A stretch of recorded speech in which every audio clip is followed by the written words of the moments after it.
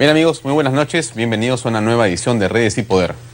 El presidente electo Pedro Pablo Kuczynski estuvo hoy recorriendo la Sierra del Perú y llegó hasta La Oroya, donde está el complejo metalúrgico de Doherran, y estuvo declarando junto con los trabajadores varias cosas que han causado diversas reacciones. Pero escuchemos qué dijo exactamente Pedro Pablo Kuczynski allá. Adelante. Se resiste al cierre de la empresa minera. El presidente electo Pedro Pablo Kuczynski llegó a La Oroya buscando una solución a la reactivación del complejo metalúrgico. Desde ahí invocó a los pobladores a marchar al Parlamento para cambiar la ley y así ganar algo de tiempo. Y ustedes saben quién controla el Congreso. Entonces yo les voy a pedir que hagamos una marcha al Congreso. Vamos a hacer un pacto. Ustedes me ayudan con el Congreso y yo los ayudo para que esto salga adelante. Kuczynski reconoció que la situación es complicada. Este 27 de agosto vence el plazo para la venta de activos de Doherran a cualquiera de los 6 postores interesados. De lo contrario, la empresa será liquidada, dejando sin trabajo a 2.000 empleados y perjudicando a los más de 30.000 habitantes de la zona. La Oroya está agonizando y tenemos que cambiar eso. Tenemos que darle oxígeno con inversionistas. PPK hizo este llamado tras reunirse por más de hora y media con los directivos y trabajadores de la empresa minera. Luego realizó un mitin con los pobladores en el Parque Los Héroes. Antes de abandonar esta ciudad, el presidente electo dijo que la decisión de formar una mega comisión para investigar al actual gobierno está en manos del Congreso. No, para nada. No hay ningún pacto. Yo solo le voy a pedir al Congreso que legisle cosas fundamentales y las megacomisiones es un asunto del Congreso. Ante la insistencia de los periodistas por conocer algunos nombres de su gabinete ministerial, PPK no descartó al actual presidente del Congreso, Luis Iberico. Mencionó que es un candidato a funciones importantes en el Estado. Luis lo conozco hace tiempo y es un candidato de todas maneras a funciones importantes en el Estado. Podría estar, sí. Bueno, lo que dice Pedro Pablo Kuczynski, el presidente electo del Perú, tiene ciertos visos de, digamos, intento político de presionar al Congreso, ¿no? Por lo que ustedes escuchan. Claro, lo que realmente va a ser útil en función de resolver el problema de Doherran en La Oroya y en general los problemas en el país, va a ser más que pedirle a la población interesada, en este caso a los señores trabajadores de Doherran, que lo acompañen a marchar hacia Lima, digamos, frente o contra el Congreso, más va a ayudar que Pedro Pablo Kuczynski seguramente pueda conversar con los congresistas elegidos por el pueblo. Finalmente, en el Congreso de la República están legítimamente representados todos, también los trabajadores. Y entonces ese es el recinto donde los temas deberían de discutirse, no necesariamente marchando, pero es importante, por lo tanto, que estos niveles de conversación política, estos niveles de entendimiento político se promuevan y se traten de establecer y mantener. Y mucho ayudarían, seguramente, los voceros de Pedro Pablo Kuczynski, mucho ayudarían a los, digamos, fines del presidente electo a que este ánimo de concordia, de unidad y de entendimiento a los temas nacionales sea el que se mantenga siempre. Creo que eso es lo que todos seguramente estamos esperando. Usted en su casa, seguramente, señora o señor que nos ve, no quiere ver marchas por la carretera central que pueden demorar seguramente algunos días en llegar a Lima, paralizando el trabajo que todos queremos tener. Lo que queremos nosotros no son marchas en las calles, lo que nosotros queremos es que los gobiernos, elegidos por el pueblo libremente, resuelvan los problemas. Y los canales institucionales no son las marchas, son el diálogo del Ejecutivo con el Legislativo y las instituciones que están interesadas en que esto se resuelva. Hablando justamente de una institución que está en, digamos, la mente y la preocupación de todos, es decir, el Ministerio de Defensa, con esta, digamos, acusación que mantiene el ministro Balaquivi contra periodistas, auxiliares, choferes del programa Panorama por haber revelado información que según el ministro es secreta, pero que no pueden probar esa, digamos, categoría de la información. El ministro Balaquivi estuvo hoy en el Congreso de la República. Él continúa ahí. Estas imágenes son, si no me equivoco, en vivo y en directo. Están en vivo, no hay un audio de esto porque estoy yo hablando, pero lo que importa es que el ministro está recibiendo las preguntas, los comentarios y la inquietud de justamente el Poder Legislativo y el Congreso de la República que nos representa a todos los peruanos. Es decir, ahí donde está el ministro es donde tiene que estar, porque los congresistas empoderados por el voto popular le preguntan al ministro qué hay con respecto a esto u lo otro. Así funciona la democracia institucional, con justamente este tipo de llamados para pedir información. ¿Qué dijo Balaquivi? Tenemos, creo que, una declaración. Por favor, adelante. Tengo un respeto absoluto por la libertad de prensa y la libertad de expresión. Esta denuncia, que voy a fundamentar en los próximos minutos, no atentan ni contra la libertad de prensa ni la libertad de expresión, que rechazo cualquier acto de corrupción. Y en este caso, si los hubiere, vamos a ir hasta las últimas consecuencias como corresponde. Y la denuncia no es ninguna amenaza, ni ninguna venganza, ni un acto del gobierno. Este es un caso fundamentalmente y estrictamente sectorial del sector defensa y de las Fuerzas Armadas, respecto a la difusión de un reportaje sobre supuestas irregularidades en el manejo de los fondos para inteligencia en la zona del Brain. Justamente es el motivo de esta breve presentación. Después de la difusión del reportaje, se formula la denuncia efectuada por la Procuraduría del Ministerio de Defensa y actualmente se encuentra desde el mes de mayo en la Fiscalía Provincial Penal de Lima. Y existe una ley de transparencia de acceso a la información pública que en muchos medios de comunicación se ha invocado en las últimas semanas. Esta ley de transparencia de acceso a la información pública tiene excepciones al ejercicio del derecho. ¿Y qué dice esta ley de transparencia? El derecho de acceso a la información pública no podrá ser ejercido respecto a la información expresamente clasificada como secreta, que se sustente en razones de seguridad nacional. Yo creo que el señor ministro Balaquivi tiene todo el derecho de explicar lo que está haciendo. Por supuesto, le asiste esa, categoría, esa prerrogativa de poder explicar su punto. Pero quizá lo que el ministro no ha reparado todavía es que lo que está haciendo, aun cuando pueda tener visos de legalidad según su explicación, es una aberración política, es un error político.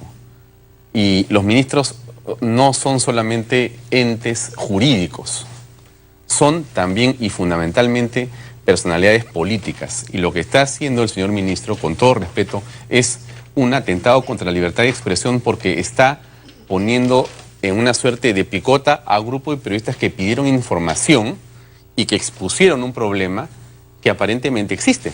Es decir, esta situación en el Brain no es una invención de Panorama. No es una invención de Panorama, es una realidad frente a la cual todos los ciudadanos tenemos el, digamos, debido y el derecho a saber qué está ocurriendo. Y por esa razón es que lo que vemos en la actitud del ministro es aparentemente un empecinamiento a estas alturas. Hay varios congresistas que están pidiendo la cabeza, por supuesto, la censura, y es una vergüenza, sinceramente, que el, gobierno tan mediocre del presidente Humala termine además de una manera tan vergonzosa, con una acusación, fíjese ustedes, con una acusación de traición a la patria a los periodistas que han revelado el asunto de las agendas de la señora primera dama. Eso es lo que queda como línea en la historia.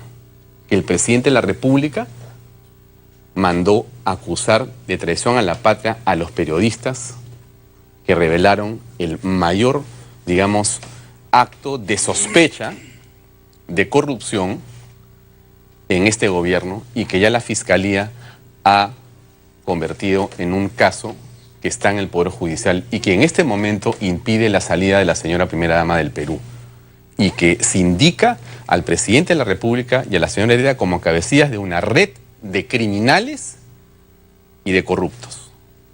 Lo decimos con el respeto que corresponde, por supuesto, al Ministerio del Presidente de la República, pero no sin, digamos, como debe ser dicho. Son las palabras que corresponden a la realidad. Y esto que hace el ministro Balaquivi no puede ser de otra manera que entendido como una afrenta y una amenaza y un intento de querer tener a la prensa ahí, en la picota. Es un mensaje de lo más absurdo. ¿Qué dijo con respecto de esto un congresista de la oposición el día de hoy? A ver, escuchemos a Mauricio Müller, por favor. He visto información que aquí están consignándola en el sentido de que, porque hay que ver el reportaje, me imagino que todos los aquí presentes lo han hecho, pero aquí usted, señor ministro, está consignando que se está brindando en pantallas de televisión datos de otros informantes. Incluso pone la fotografía de la pantalla. Datos de otros informantes, ahí está.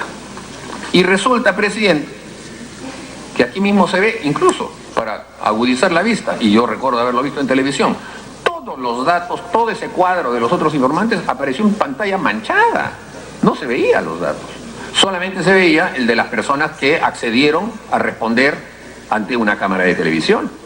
Ahora, ¿esos son informantes? No lo sabemos, porque ellos, por lo menos, no han informado nada que merezca un pago, porque no les han pagado nada. Así de sencillo. Entonces, al contrario, son personas cuyo nombre se ha utilizado para un pago a terceros. Y son víctimas y tienen derecho a denunciar públicamente el tema.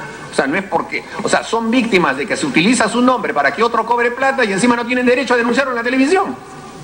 Y que porque salen en televisión están cometiendo un delito contra la seguridad nacional. No puede ser, pues, presidente, eso es encubrir justamente el delito. Por eso esta denuncia, presidente, es una denuncia que encubre, protege a delincuentes y no está protegiendo a ciudadanos. Si esos ciudadanos realmente fueron informantes, ya dejarán de serlo, obviamente, porque se dan cuenta que han utilizado su nombre para que terceros cobren.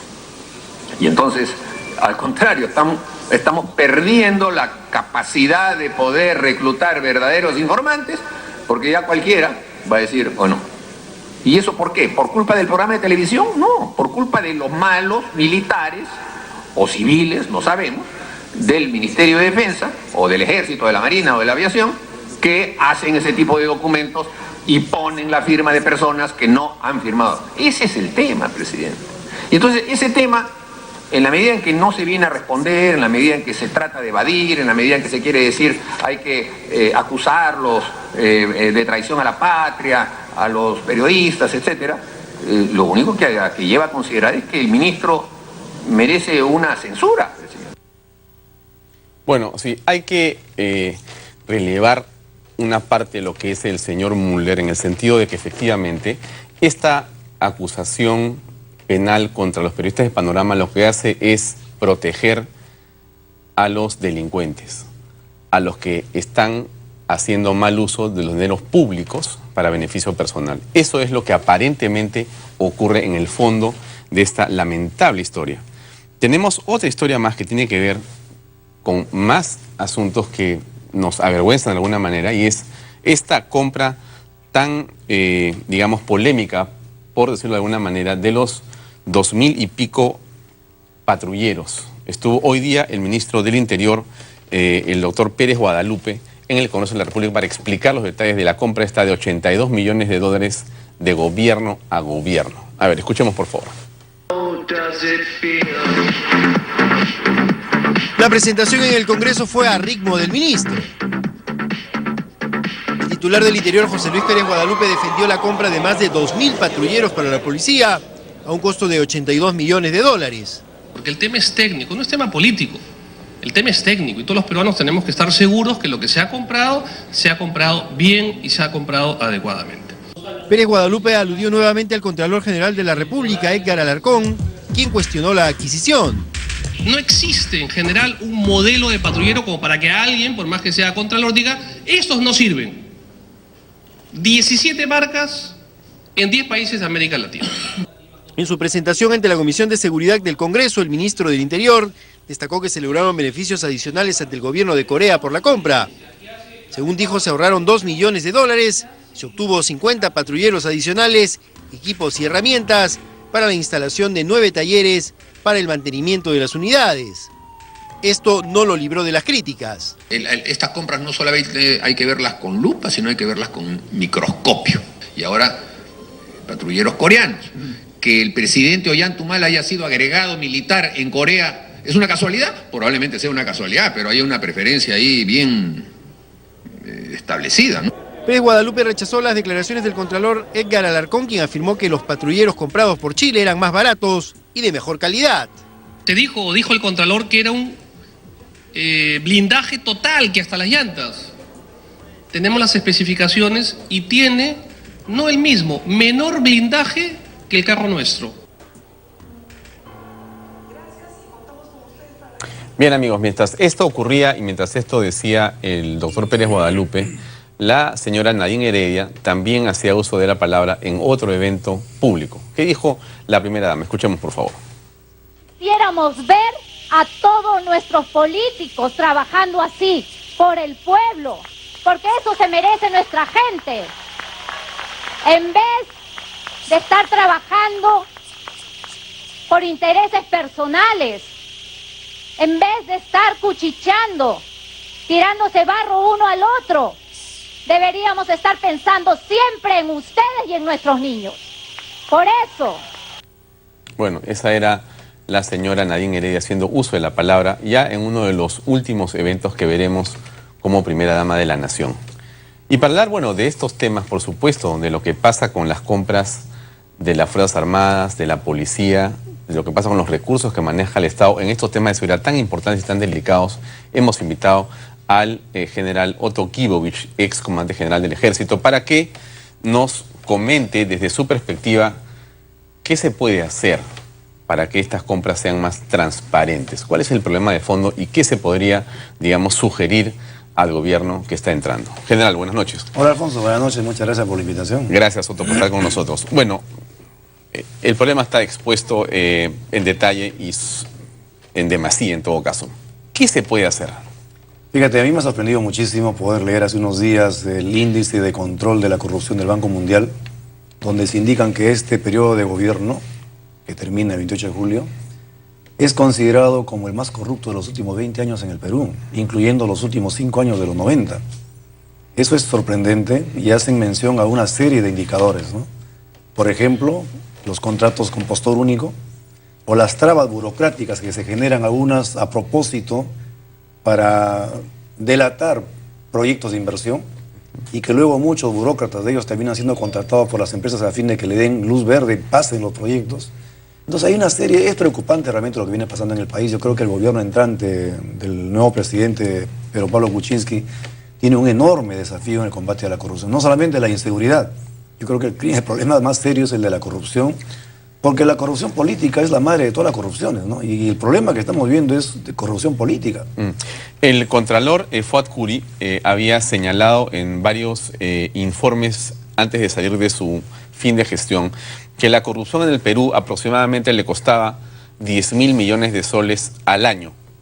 Es una cantidad de dinero enorme que se va en coimas. Entonces, yo pregunto, en el caso, por ejemplo, de las adquisiciones de armamentos, en las adquisiciones de unidades móviles como los patrulleros, esta condición que señalan algunas personas como que de gobierno a gobierno, entonces no puede haber corrupción, como que de gobierno a gobierno, entonces está santificado el tema, ¿es así? Es así, o sea, cuando nos explica un ministro o un funcionario, pero ¿cómo vas a decir que hay corrupción si es de gobierno a gobierno? ¿Tenemos que creer que ahí no puede haber corrupción o tú crees que falta algún detalle en ese enfoque? Lamentablemente en los últimos tiempos eso ha devenido en una falacia, ¿no? Ya no es que de gobierno a gobierno hagamos las cosas muy bien y no haya corrupción.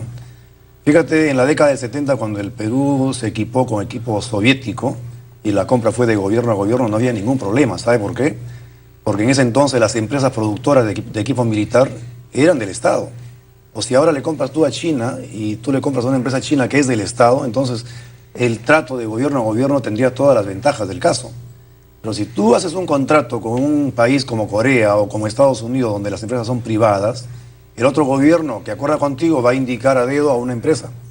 Y entonces, ¿cómo puedes tú asegurarte que son las mejores condiciones para el país? Ahí nos estamos equivocando. Creo que estamos utilizando procedimientos que en una época fueron buenos y en una época en la que ya no se pueden emplear. Ahora, yendo un poquito más allá, Alfonso, yo creo que deberíamos cambiar la metodología completamente. Yo creo que deberíamos parar de comprar patrulleros e ir a otro procedimiento, de repente leasing o de repente tercerizar y que una empresa nos ponga los patrulleros listos, operativos las 24 horas, porque ¿qué sucede? Se compran 2.000 patrulleros. En 5 o 6 meses, 100 o 200 entran en inoperatividad.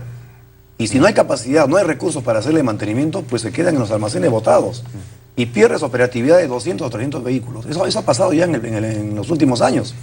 Y entonces, ¿qué tal si le contratas a una empresa tercera y que te garantice la operatividad todos los días a las 24 horas? Y que ellos se encarguen del mantenimiento. Y de repente así nos evitamos también de pasivos, ¿no? De tener que contratar o hacer talleres exclusivos para mantenimiento de una marca que no es muy difundida en el país. Y todos los problemas que estamos viendo con esta adquisición. Porque esta adquisición es realmente bastante curiosa, por decirlo menos, ¿no? Según entiendo, estos patrulleros nuevos usan gasolina de 95, ¿no? Además. Pero en provincias no es una gasolina muy común.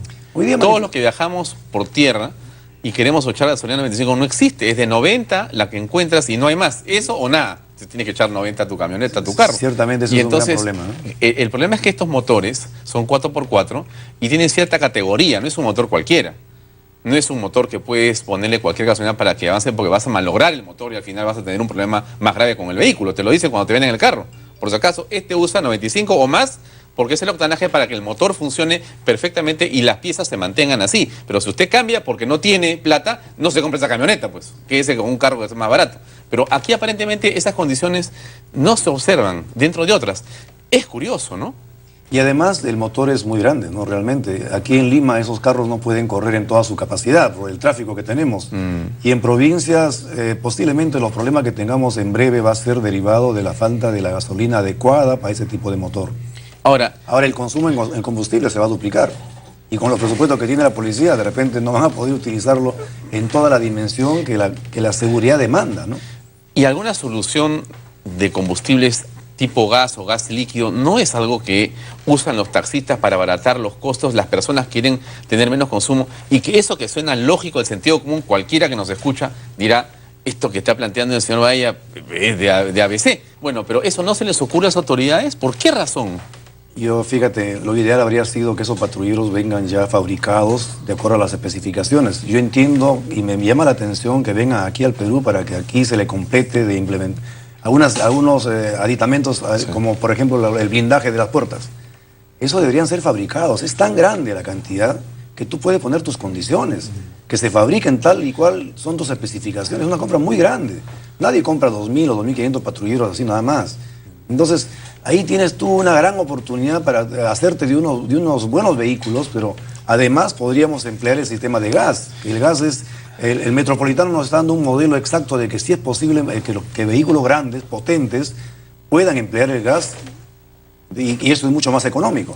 Edwin Dartiano, que es el presidente de la Asociación Automotriz del Perú, ha señalado hace unas horas de que una alternativa podría ser lo que tú has señalado, que es el alquiler de una flota de vehículos y que entonces de esa manera se va a evitar el enorme mantenimiento de talleres a un costo y a un, digamos, problema estructural gigantesco, porque el taller que entiendo obsequió Hyundai por las camionetas patrulleros que hoy día circulan en Lima, la Santa Fe, de la Santa Fe, no son necesariamente los talleres que van a servir a las camionetas San John que están viniendo, que tendrán que solamente recibir otro taller de obsequio. En fin, no entiendo bien cómo funciona el asunto, pero la lógica no parece ser la que acompaña la decisión del gobierno, y más bien lo que dice, por ejemplo, Edwin Dartiano es bastante lógico. ¿Por qué no alquilan una flota? Por lo menos hagan la prueba con 50 vehículos, a ver cómo funciona. De repente termina siendo más barato que comprar los vehículos. De un lado podría ser más barato,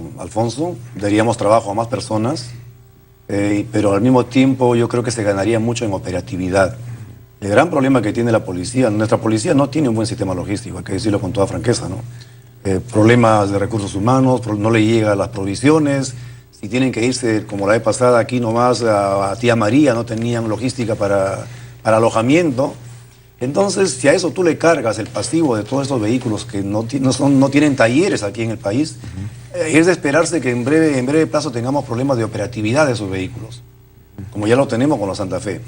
Entonces, tercerizarlo yo creo que es una magnífica idea, ¿no? Te evitas de problema y tendrías la operatividad, porque lo que interesa es que esos carros estén operativos y no almacenados ahí esperando presupuesto para que le hagan el mantenimiento. Mira, yo creo que esa sería una gran solución. Sí, yo imagino que las personas que ven este programa se han cruzado, como me cruzo yo y nos cruzamos todos, Otto, con vehículos de la policía. Las camionetas Santa Fe y Hyundai todavía las ves más o menos. Algunas están ya paradas en algunas comisarías malogradas. Pero uno mira los otros vehículos de las comisarías y realmente, no es que me dé pena, me produce una indignación. Porque yo digo, ¿cómo es posible que la Policía Nacional, que es una institución tan importante para el país, que es tan gloriosa y tan sacrificada, sea expuesta de una manera indigna a manejar vehículos que simplemente son una vergüenza de verlos, lo de las comisarías? Es una cosa impresionante. Y eso, en un país que tiene niveles de crecimiento como los que tenemos, con una cantidad de dinero que sobra hoy en el Estado, es imposible que el gobierno pueda resolverlo de manera eficiente. Es inconcebible esto. Lo que nos falta es articular. Yo creo que hay muchas cosas por articular, que eso requiere también, bueno, indudablemente liderazgo, ¿no? No está articulado, por ejemplo, el trabajo de la policía con la fiscalía, no está articulado el trabajo de la fiscalía con el INPE, no está articulado el trabajo de la policía con el Poder Judicial. Entonces las decisiones son decisiones parciales, ¿no? Decisiones aisladas que no se integran. Esta compra yo creo que es una compra muy importante para el país, 82 millones de dólares, creo que se han ahorrado algo ahí por una menor oferta posiblemente, pero esto tuvo que haber sido coordinado creo que con otras instancias, ¿no? Debió ser una visión más compartida, no solamente de los... Yo escuché la vez pasada al jefe de logística de la policía una explicación que era bastante convincente, pero digamos que eso pudo haberse coordinado con otros sectores para ver qué cosa es lo mejor. Y alternativas hay, ¿no? Yo sé que se han presentado también varias firmas, pero bueno, decidieron finalmente por Corea. Y yo no quiero atreverme a hacer especulaciones, pero Corea ha sido un buen proveedor para este gobierno en muchos casos, ¿no? Creo que en armas, creo que en aviones, creo que en vehículos, creo que en muchas cosas. Pero yo no dudo de la tecnología coreana, que me parece es muy buena. Una de las mejores del mundo. O sea, no está en discusión. El asunto está... Cuando menos la industria naviera coreana es la mejor del mundo, ¿no? Corea es un país extraordinario. Pero yo te hacía la siguiente reflexión para pasar a otro tema. ¿Cómo es que se ve esto cuando tú ves las noticias y escuchas que en Chile compran patrulleros por $10.000 menos que acá, y uno ve que esos patrulleros han sido enviados para una prueba en Chile? O sea, tienen, no sé si se llama la perspicacia, no sé cómo llamar esto, pero claro, si tú vas a comprar 2.000 patrulleros, lo menos que se me ocurre a mí es decirle, oye, vendedor, envíame 4, 5 o 10 carros, voy a probarlos, o mándame los 2 y vamos a probarlos, y bien probados, hasta con la prensa, si fuera necesario, para poder decidir si funcionan. Pero ¿cómo vas a traer tú, caramba, comprar 2.000 y venir acá para que le pongan la puerta, le pongan la placa más allá? O sea, eso es una cosa pues que no debería ser así. Vamos a pensar que de repente en Chile hay un poquito más de estabilidad y el crimen no está tan avanzado como aquí en nuestro país, y quizá ellos puedan tomar el tiempo para hacer esa experiencia, que creo que sería lo ideal hacerlo aquí en el Perú también, ¿no? Es una compra tan grande que lógicamente compra 2.000 y ya tiene que asumir la consecuencia de lo que pase con los 2.000, ¿no? Ya no tienes espacio. Ahora, te dan lógicamente la garantía que nos dan a cualquiera cuando compramos un vehículo. Pero nada más, pues. 3 años o 50.000 kilómetros. Una compra tan grande, yo creo que tú puedes sacarle más, pero hay comercio compensado, ¿no? Por ejemplo, eso debería de todas maneras. ¿Qué cosas están invirtiendo a cargo de esa compra? Y hace mucho tiempo que el comercio compensado en el país, que se empezó en defensa, debería estar ya consolidado, ¿no? Y eso no he escuchado al menos al ministro o a ninguno de los policías que han salido a decirnos qué beneficios tenemos a cargo del comercio compensado, ¿no? Y ya para terminar, ¿no? A mí me sigue llamando la atención estos patrulleros inteligentes que hemos tenido, ¿no? Yo no sé cuán inteligentes han sido y cuánta inteligencia le han agregado a la lucha antidelincuencia en el país, ¿no? La impresión que da es que te venden una cosa políticamente, pero te terminas teniendo otra muy distinta que frustra el esfuerzo de seguridad que solamente tiene la Policía Nacional. Te comento que en muchos casos algunos de los patrulleros inteligentes solamente funcionan con la base de datos que tiene la computadora de cada vehículo, que la mayoría de vehículos no están integrados a la red en tiempo real. O sea, si el nombre de un delincuente no está en esa base de datos, pues no lo puedes identificar. Con lo cual la inteligencia lo que quiere decir que es falta de conectividad. Claro. Por eso digo que falta una visión integral para darle solución a los problemas, ¿no? Si estamos haciendo soluciones parche, no vamos a funcionar. Nos gana la delincuencia, ¿no? Otto, lo siguiente que quería preguntarte, y ya para terminar la entrevista, es ¿qué pasa en realidad con el ministro de Defensa? Tú has sido una persona que ha estado vinculada al poder, como comandante general del Ejército, has tenido en tus manos una enorme capacidad para hacer y tomar decisiones. ¿Qué pasa con lo que está ocurriendo en el Braen? ¿Cómo es posible que estemos en esta situación casi cantinflesca con un ministro ocupado y preocupado, políticamente dándole un daño al gobierno en la parte de salida de su gobierno, persiguiendo a 3 o 4 periodistas? Fíjate, yo voy a ensayar una hipótesis muy personal, pero yo creo que son estertores de una crisis de inteligencia originado por el propio gobierno. En este momento lo que ha pasado allá son problemas de documentos que se filtran desde la sección inteligencia, ¿no es cierto? O sea, se han vulnerado protocolos, ¿no? O sea, hay alguien que ha vulnerado protocolos y ha sacado documentos y le ha hecho llegar a la prensa. ¿Qué razones hay detrás? Podría ser que haya corrupción y que tiene que investigarse. Y es más, creo que se está investigando. Pero además de ello, Alfonso, el sistema de inteligencia está en este momento sin cabeza. Recuerda que cuando hubo el escándalo del chuponeo, hubo una reunión de los representantes de todos los partidos políticos en Palacio de Gobierno. ¿Y recuerda quién pidió que se cierre la DINI? La señora Nadine. Y todos los políticos que asistieron al gobierno le aceptaron el cierre de la DINI. Se cerró la DINI y la DINI es cabeza de sistema.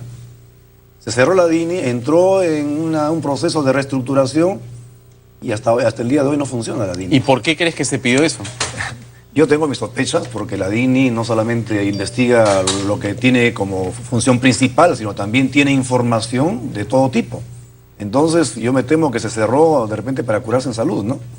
Pero el daño que se hace al país, fíjate, la inteligencia no se recupera, ¿no? Desde lo que pasó en los 90 hasta el día de hoy no se recupera. En los primeros 5 años tuvimos gente inexperta como el señor Almeida. Luego hemos tenido problemas sucesivos, pero creo que en este gobierno, cuando tuvieron facultades legislativas para ver la modernización del sistema de inteligencia, sacaron el decreto legislativo 1141 en diciembre del 2012, le dieron el tiro de gracia al sistema. Porque tuvieron las facultades para modernizar y corregir cualquier problema de inteligencia. Y lo que hicieron fue agravarlo. Y terminaron ellos mismos cerrando la inteligencia. Entonces, le das facultades al Congreso, legislas, sacas nueva normatividad y al final tú mismo cierras el sistema de inteligencia. Entonces hoy día la inteligencia está sin cabeza. O sea, los brazos de inteligencia de la Marina, de la Fuerza Aérea, de la Policía, trabajan, pero sin una dirección central. Entonces está pasando lo que está pasando. ¿Y cómo se explica esto, Otto, siendo un problema recurrente? El problema de la inteligencia, que en realidad a estas alturas vemos que no está trabajando para nada. Se ha suprimido, se ha politizado y estamos en una falencia de alguna forma. ¿Cómo es que no se puede resolver este problema? ¿O realmente hay que esperar el cambio de gobierno para tomar acciones? Yo creo que en este gobierno ya hay muy poco lo que le queda y es mejor que no metan la mano ya, ¿no? Habría que dejarle... Bueno, el 28 de julio tenemos un nuevo jefe supremo de la Fuerza Armada y Policía Nacional que va a encontrar enormes desafíos, ¿no? En la parte de inteligencia hay que corregir muchos de los problemas que se han generado en el ejército con el abuso de poder, pasando a retiro gente que no debía pasar a retiro, para colocar gente incondicional en puestos importantes que hay que investigarlos. O sea, es un gran desafío que tiene el nuevo presidente para poder reenrumbar, digamos así, a la Fuerza Armada y Policía Nacional, porque también hay problemas internos. Recuerdas, en el interior pasaron a retiro a 29 policías y entre ellos a muchos que podrían estar dando hoy día soluciones en el combate al crimen. Y eso quedó así nomás. En el ejército igual. Hay temas que tienen que darse solución. Y de otro lado, yo creo que también los líderes políticos no terminan por entender la importancia de la inteligencia. La inteligencia es fundamental para la seguridad, pero también es fundamental para el desarrollo. Y eso no se entiende. Si lo entendiesen, no estaría cerrada ni parada la DINI un día. Hoy día tenemos varios meses con la DINI cerrada y no pasa nada.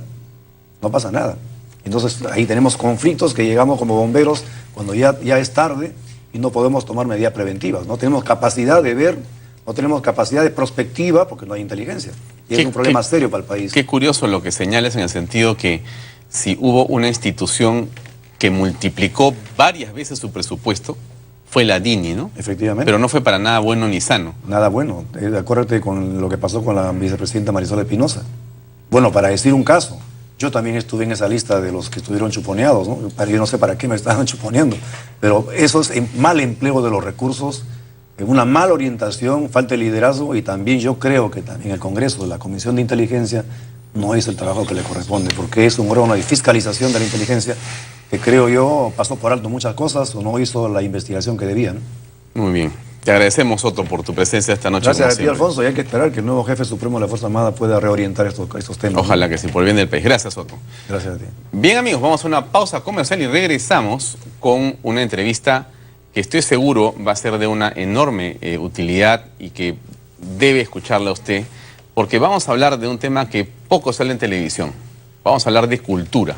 Así es, vamos a estar con Cecilia Bácula, que tiene una experiencia amplia en el campo del manejo del Museo de la Nación, de otros museos y también del Instituto Nacional de Cultura. Vamos a regresar con ella después de esta pausa comercial para hablar de cuál podría ser la política de cultura en el país. ¿Qué nos falta? ¿Cuál es el reto para los próximos 5 años? Regresamos enseguida con más en Redes y Poder. Permiso.